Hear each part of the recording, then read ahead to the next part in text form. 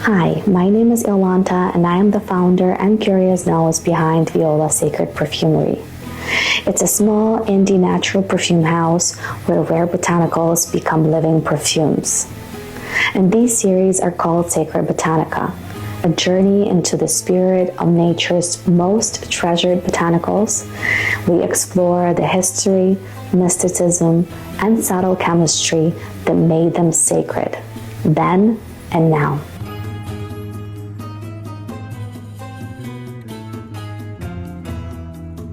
Beneath the surface of seen world, where memory sinks and silence gathers, a flower waits, not one of bright gardens or delicate stems, but one born of shadow, shaped by ritual, crowned in stillness.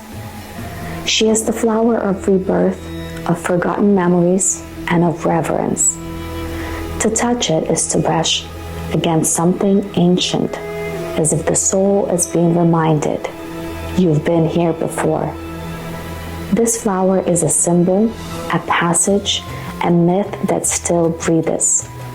This is the story of Lotus.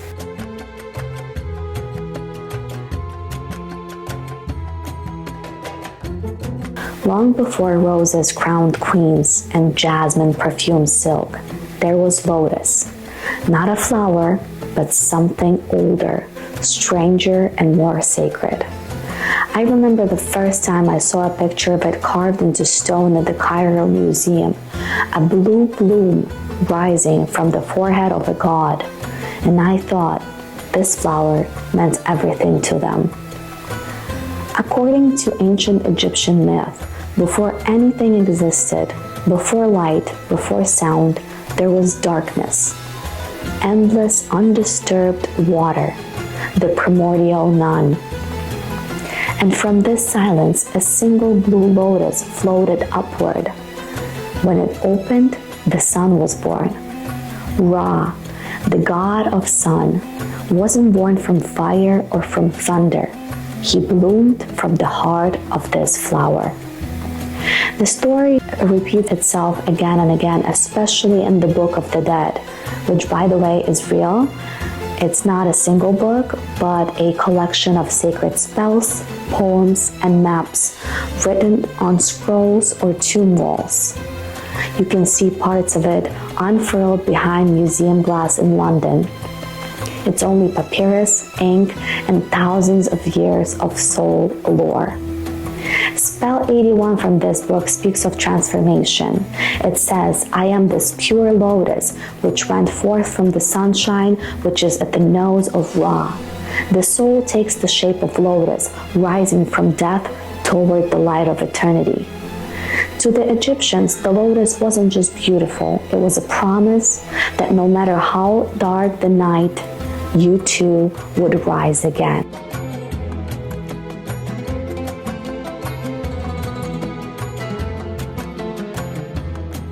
Some ancient Egyptian tomb paintings depict the lotus blooming at sunrise and closing at sunset.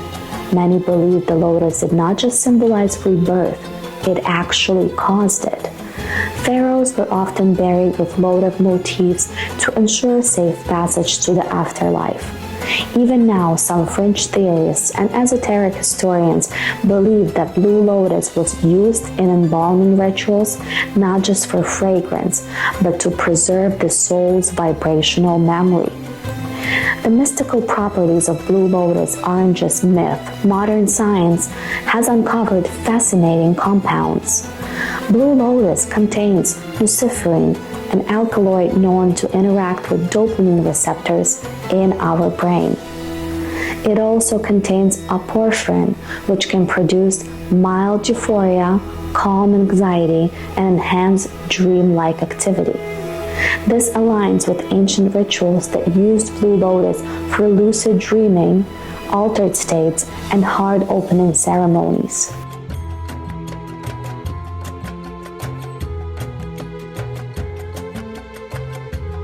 According to Egyptian legends and more of a few esoteric whispers, Cleopatra infused her beauty oils and bath water with blue lotus, not just for fragrance, but for magnetic presence. Priestesses believed that the flower scent aligned the wearer with a divine femininity, granting irresistibility and intuition. Some even claimed that it helped open the inner eye, which is the pineal gland, enhancing prophecy and insight.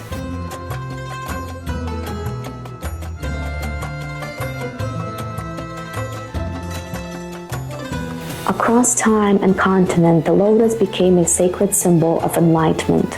In Hinduism, it is the throne of gods. Vishnu dreams upon a cosmic lotus, and Lakshmi, the goddess of beauty and fortune, emerges radiant from its bloom.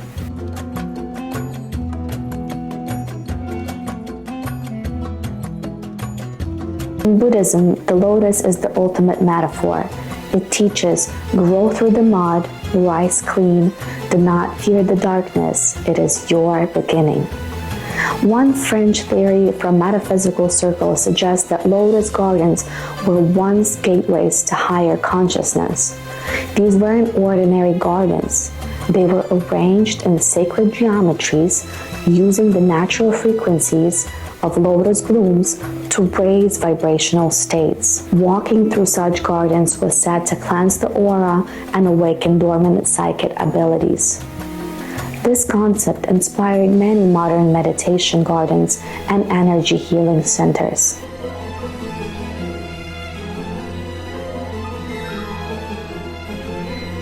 Lotus blooms untouched in murky waters. Its roots are in the depths, its petals are in the light.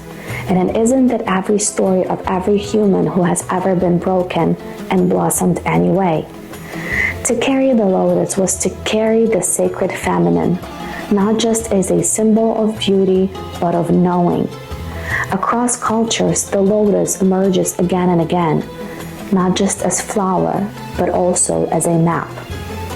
In tantric and yogic tradition, our life forces move through 7 chakras. Each one is visualized as a lotus, but not randomly, it's made very much precisely. The root chakra at the base of the spine is a 4-petaled lotus, deep, red, grounding, and it stands for survival. The sacral chakra near the womb contains 6 petals and it stands for creativity, sensuality, and flow. And then there's the heart chakra, a luminous green lotus with 12 petals. This is where compassion breathes, where grief softens, where love begins again. But the highest, the crown chakra, is the most mysterious of all, a 1,000-petaled lotus blossoming at the top of the head. It doesn't open through logic, but actually it opens through surrender, through stillness, through connection with the divine.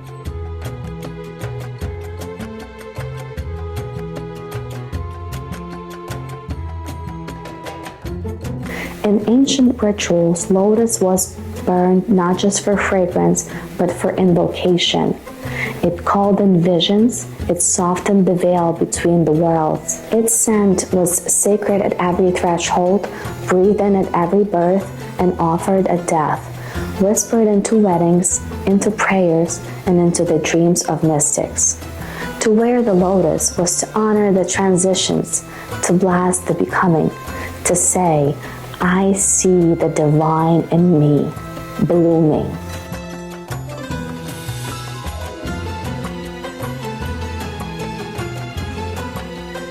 In perfumery, the lotus is a whisper of the divine. It's very delicate, aquatic, slightly green note with a breath of powder and honey.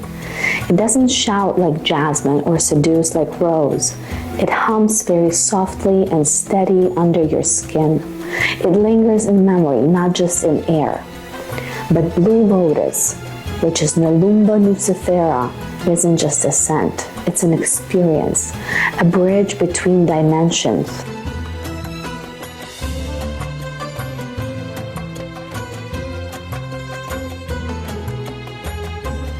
In ancient Egypt, it was both sacred and sensual. Like I said before, it was used in temple rituals, worn by priestesses and steeped in wine. All of this was made for trance-like communions because it was believed to open 2 energy centers at once, the heart where we love, and the crown, where we remember our divinity. And why would someone want to open those chakras? Because when the heart opens, love becomes more than emotion. It becomes perception. We soften, we see the truth. We forgive. When the crown opens, we reconnect with the timeless, to purpose, to intuition, to the vast, quiet intelligence of our soul.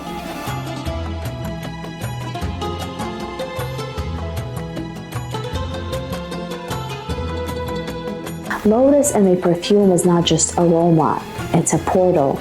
It stirs something ancient in the blood, something most of us have forgotten that we are missing. And yet very few ever smell the true thing. Blue Lotus Absolute is very rare, and the process of extraction is very delicate. One wrong move and the scent is lost.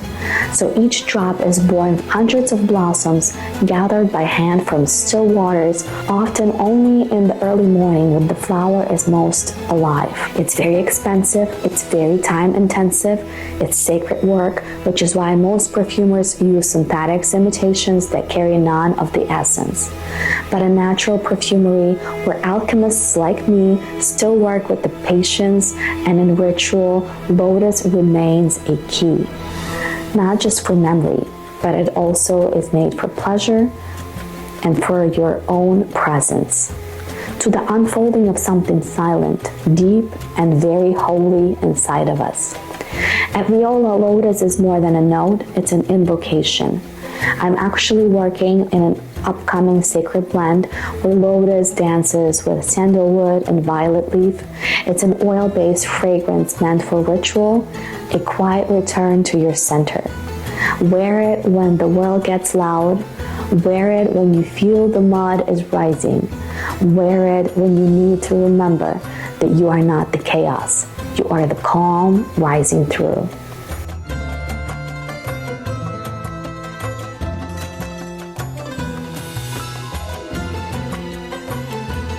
The Lotus teaches in silence. She rises from the depths, not despite the mud, but because of it. She blooms in still water, not seeking sun, but revealing it. You too are a lotus, not because you are perfect, but because you have opened anyway. To discover ritual and scent, please visit my website. The link will be down in the description. And if you enjoyed this video, I have lots of other documentaries waiting for you. So please subscribe to my channel for more sacred stories, one botanical at a time.